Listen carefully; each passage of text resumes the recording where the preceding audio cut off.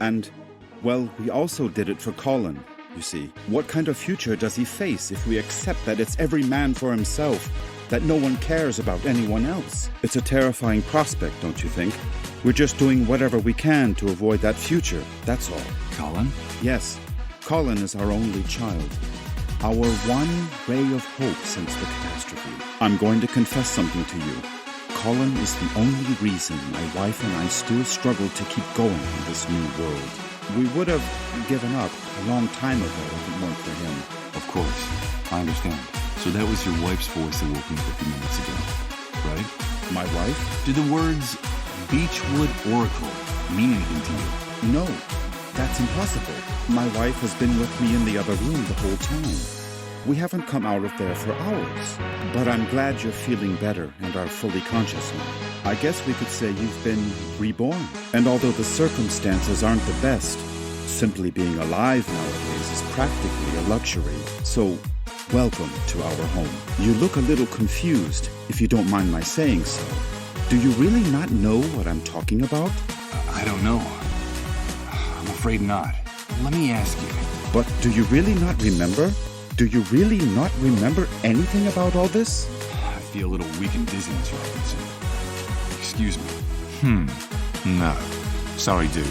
Doesn't ring a bell. I'm afraid I can't. I can't remember a thing. I see. There have been many cases like yours in the camp. Try to rest and not to get too agitated. Well, there's one thing I can tell you. You can consider yourself fortunate. There's nothing nice to remember about recent times, believe me. I just talked to your men. Those maggots who are prostituting Rose, their business dealings turn my stomach. Watch your mouth in my house, you damn prig. Because you're insulting me in front of my people. And this is not the first time. That poor girl is disturbed.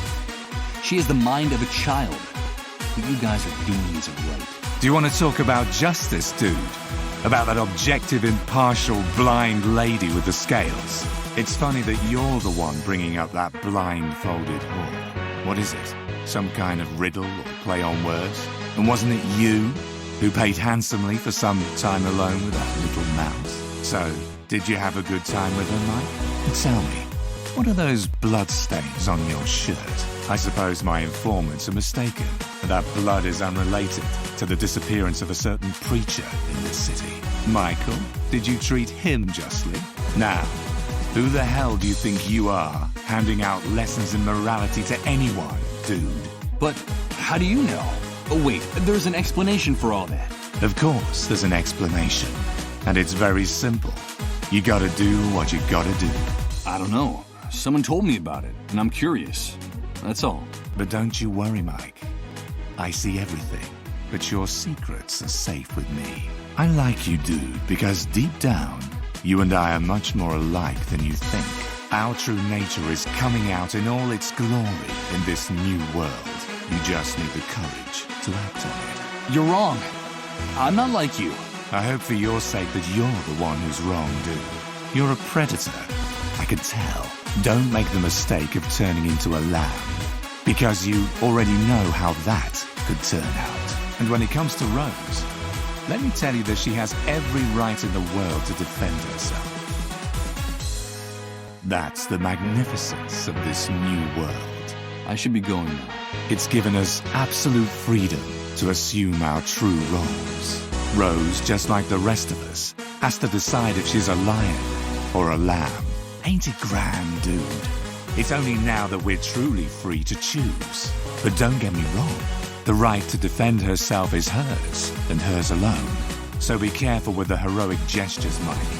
You touch a single hair on the head of any of my men to defend that little mouse, and I'll rip your skin off, one strip at a time. They're friends of mine. Got it? Yes. You've made yourself perfectly clear. You won't have to tell me again.